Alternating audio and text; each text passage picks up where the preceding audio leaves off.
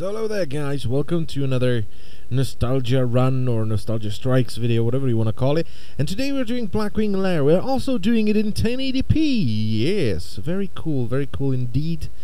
I finally got to it. I got a new codec for the X story, or the updated codec for the X story. I did some tweaking, and we are running with about, I don't know, 40 FPS loss over the 30 FPS recording, which doesn't matter because I'm not recording at 60 FPS. So, I'm doing Blackwing Lair. The reason I'm doing it on my Druid is because I won the Tier 2 set. I'm still missing a couple of pieces, so let's hope we can one-shot Razorgore the Untamed, because this encounter, with Feral, I'm not sure if I can do it. So, what you're gonna do in here is you're gonna control Razorgore, and you have to run around, and you have to destroy eggs. Now, it is soloable. In vanilla, it was not. And in vanilla, what would happen is you would basically have a couple of hunters and warriors kiting all the enemies that will spawn in a second or in a minute. You would have them kiting all around the room, and the way you would do it is you would run from there, from one corner up here, then you would run here, and you would jump off down there. You know, you maybe heard me saying, you know, oh, let's do the Razorgore tactic in a couple of my videos. That's what I was talking about. Let's put him to sleep. What that means is you run up, you jump down, and the pathfinding is either gonna take the mobs over there or back here. That's what I was talking about. That is the Razorgore tactic. Very simple, very simple. And you would have two groups, or we would have two groups. One would run this way, and the other one would run on the opposite side of the room. And we would just, you know, kite them up until the people who controlled Razorgore would destroy all these eggs. Because if you kill him without destroying the eggs, yeah, it's not gonna be an awful lot of fun. You're gonna die, he's gonna explode, and you are very dead indeed. So let's run over here, and I think that if you dismiss him, it will take a lot of aggro off of you. So we're gonna do a couple of heals over here, so we can grab aggro. Just like that. And then we're gonna control him again. Now I want to destroy those eggs because there's a lot of AoE going on. And, come on, destroy it. And the later you come in here, the more AoE damage you will take as Razorgore, which is bad, you know, all these mobs trying to kill you. It's just not very good. So far it looks good because Ysera's gift is taking aggro. Because it's either healing me if I'm getting hit, which I shouldn't be, but it's healing Razorgore, so if I'm close enough for Ysera's gift to hit Razorgore, we should be fine, and I really shouldn't have problems with aggro. This would be much harder on my warrior, because you don't really have anything. The only heal is from impending victory or victory rush, and from multi-strikes, I do believe. So yeah, this encounter would be very difficult. This encounter would wipe so many groups. It wasn't even funny. So many people would just wipe on this encounter because they wouldn't do it properly. And it was a shame. Actually, there was a bug associated with this encounter as well. It was only for the Alliance, because back in the day, Paladins used to have a spell, which was the ultimate selfless spell. You know, the Paladin would throw a shield on a party member, and that party member would be immune to everything. But it would kill the Paladin. Alright? What would people do, and what my guild did as well, until, you know, before it was fixed, was you would take control of him, and then he would have a paladin. Oh my god, he attacked so many things. Let's destroy the eggs before we die, because he pulled just so much crap. What he would do is you would mind control him, and then a paladin would run over, he would throw that bubble on him, and it would skip the entire first phase. Alright, it would just skip the entire first phase. It would glitch out, it would bug out, and the first phase would end. Which, you know, so many guilds did it that we didn't even get banned. You know, pretty much every Alliance guild did this thing, so no one got banned in the end. So, yeah. But as a warrior, this fight was a nightmare. You know, because if you screwed up kiting, everyone was dead. If you just screwed up kiting, so let me just demonstrate. Let's take a look what we got. We got bugger all. We got a trinket for warlocks. So what I would do is I would start over here, and I would run, in battle stance, and I would do a thunderclap, and then I would have to run up here. Once again, do a thunderclap every now and then. Run up here, jump down here, and now it depended on one thing. Some guilds did it this way. They would run up here, they would jump down here, and they would continue over here, up here, down here. What that would do is, as soon as you jump down here, the closest way to you for the mobs is down here. So you would basically do a nice little infinity symbol. So you run up, jump down, they would run down there. You would run over here, you would run up, jump down here, they would run down there. And that's what you would do as a warrior. Now hunters did this as well, with multi-shots and the aggro shot. I don't remember what it's called. I don't think it's even in the game, the shot that increases your aggro by a ton. And they would just run along here. They would just run through here, up there, and they would just shoot random mobs. They would aggro, they would run around with aspect of the cheetah. Now if they got hit, they got slowed down and they died. It was pretty much the same for warriors. You couldn't get hit, because if you screwed up the kiting, healers would have to heal you. They would take aggro off of you, and they would die. So it was very important to keep kiting in the right way, and everyone had to do the right thing. So let's talk to Valstraz. So that was a very big wall. It was sort of the what are they called? The four Quillen in Mogushan Vaults. The Guardians. So what are they called? What are they called? Let's check it out. Raids in midst of Pandaria, Mogushan Vaults. The Stone Guards, yes. This was the Stone Guards, pretty much. You know, on its own, it wasn't difficult, but because there was so much coordination required, it was hard, and many groups wiped. Now we're moving on to Valstras.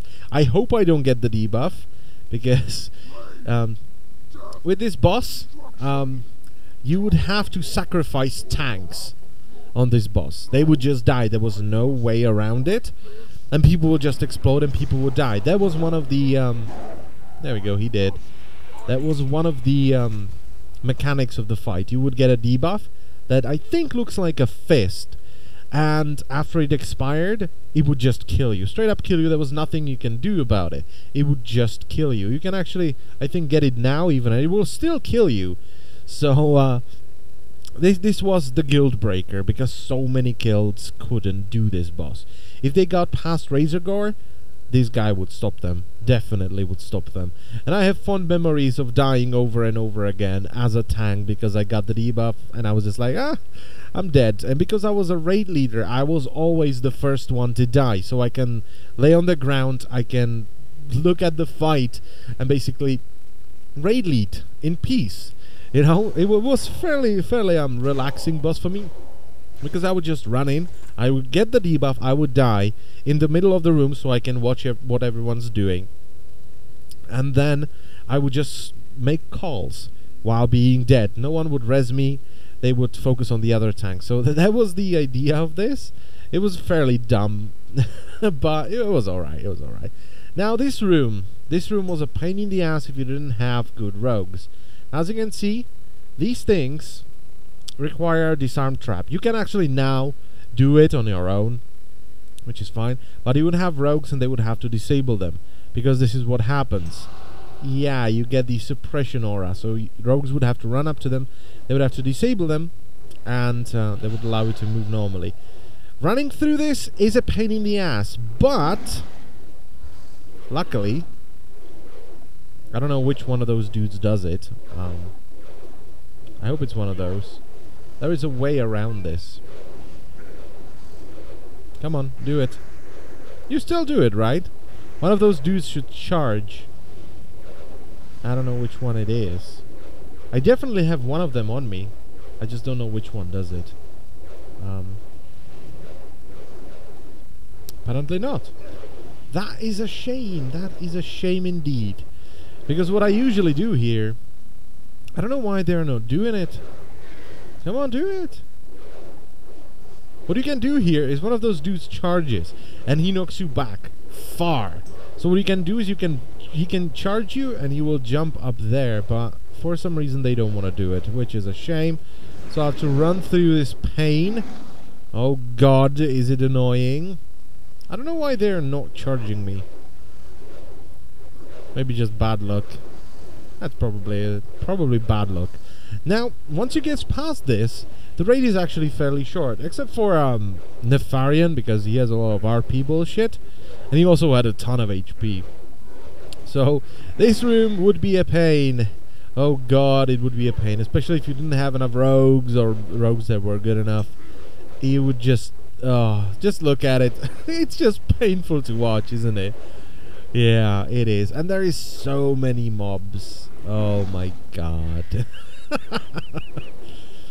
Now this boss, Broodlord Lair.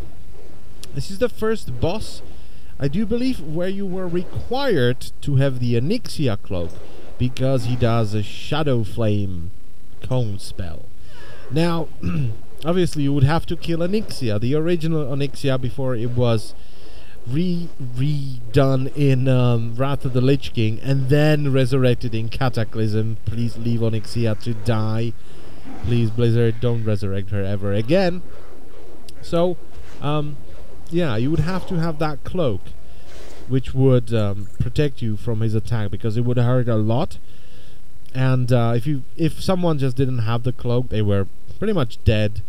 So yeah, let's see if he's... Oh, I should have done Rake. He's probably gonna die to that. I wanted to show you the attack. Ah, he's gonna die. Well, the other bosses do it as well, so that's not a big deal. And I'm not getting any good things. I really wanted that tier 2 stuff. I am not getting it. Oi, what are you doing? Cut over here. Come here. Sweet. There you go, they did. Elementium Ingot. This actually might sell for quite a bit, because this is required for a legendary item, for a legendary weapon. Alright, so you need this to create your legendary thing, so maybe someone wants to buy it. Now here you have Firemaw, one of 3 drakes, which was, you could say, a lazy design, but right. I do believe he does that Shadow Flame thing as well. It's been a long time since I've actually legit did this instead of just one-shotting them. So let's just wait for a bit. Shadow Flame, there we go. This thing. Alright? You'd have to have the cloak, otherwise it would massacre you to death. Yes, it would kill you so hard that you would die from that. It hurt quite a bit. Now there are 3 of those dudes. One of them, I think it's this one, Ebon Rock. This had a tank debuff, and you actually had to tank swap on this guy, because he would put a debuff, and it wasn't like today where, you know, tank debuffs do damage, and if you get a certain amount of them, they just kill you because it's unhealable. This guy would have a tank debuff, but instead of it damaging the tank, if Ebon Rock hit the tank, he would heal himself. So let's see if he's gonna do it as well. Come here. Oi. Oi. I remember one thing, when we actually were clearing Naxxramas, we tried to pull 2 of those dragons at once, I do believe. Ah, there we go. When melee damaged, heals Ebon Rock for 225,000. There you go. So we're currently healing Ebon Rock, which is not a big deal because we are a cat and we're just gonna slap him down. There we go. So there was that, and I have no idea what this one does. No idea. No idea. Moving on to Chromagus, the Dragon Killer or the Dragon Slayer or something. As you can see, many dead dragons in here. Now with this guy, if you've watched any videos, pretty much, you see the tanking him either here or over there, and the raid is either hidden there or underneath the stairs. There was a reason for that. Throughout the dungeon, you are collecting... Where are they? This, Hourglass Sand. Cures the user of Brood Affliction Bronze. Now, what he would do is he would debuff people for ludicrous amounts of time. So you would use these to get rid of them. Now, I also think that if you didn't use those properly, he would transform you into one of those, and he would start rampaging through the raid, so they would either have to die, but usually you would just wipe them. I'm not quite sure. He also drops a pet, a Chrominius pet. So let's kill him. He also had quite the best shoulder pads in the game. There we go, right there, the best. So yeah, he also has a lot of health. He almost had 1 million health, like 750k, which was a lot for vanilla. And you know, now when I think about it, you know, killing almost 1 million health with most of the raid out of line of sight, it was a pain in the ass to do that. This was kind of a painful boss. Now moving on to Nefarian. As you can see, this raid is very quick, right? Once you get through the suppression room and you actually beat Razor Gore, you can blast through it really, really quickly. Now, Nefarian, Lord Victor Nefarius, the brother of Onyxia, son of Deathwing. So, first of all, you would get a shit ton of mobs. Let the games begin, indeed. You would have a shit ton of mobs running through here and through there. There we go. They have a lovely running animation. Just look at that. Look at them. Look at them go. Those have amazing animations. And their attack animations? Yeah, look at them. Just, oh, so cool. So very cool.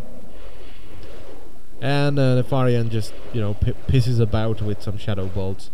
So let's let's wait for them, and then we're gonna kill them at once, because there is a ton of them. Now Nefarian would be a total troll boss. Yeah. You might think, oh, it's the end boss of tier 2, it's gonna be so difficult and serious. No, it was just a massive troll boss. So here's a couple of things that he would do throughout the fight. Alright, he would force rogues to stand in front of him and take the breath that he does. He would force druids into weird forms. He would break hunters' bows, so they would have to run in and hit him with a melee weapon. It was ridiculous. It was absolutely ridiculous. He was doing the weirdest shit, and you could tell that Blizzard had so much fun just designing this boss, and they just went, you know what? This is the tier 2 final boss. Let's just make him as trollish as possible. Now, let's kill them. Zhoosh. All the spears. Ah, I love that. That's so cool. I always do this. Alright. And Deathwing Nefarian is about to land. There is another Shadow Flame thing. Okay. Just kill him. I don't want to be affected by his shenanigans. And by the way, this boss, you know, Blizzard had so much fun with this boss that when Death Knights were added, they added a special ability that he does to Death Knights as well. Which means 2 expansions after his release, they added another. Oh! Yes! Haha! Yes! Oh my god, you have no idea how long I've waited for this bloody chest piece. Oh my goodness. By the way, I got our inventory back. Yay! Fantastic. Let's open the sack of gems. And another one. Lovely. These actually sell quite well in the auction house because people are just too lazy to go mining. So yeah, they added I can't talk today, apparently. They added another ability that he does against Death Knights when they were released in Wrath of the Lich King. So yeah, this raid, oh, so much fun. So much fun. I love this raid. It was so much better than Molten Core. It wasn't better than Ankiraj, but it was much better than Molten Core. Much better. The bosses actually had mechanics. Unlike bosses in Molten Core where you just decurse the entire time. So yeah, this has been another video from the Nostalgia Strike series, and I thank you all for watching. I shall see you next time. Bye bye. By the way, what do you think about the new 1080p stuff? Fancy, eh?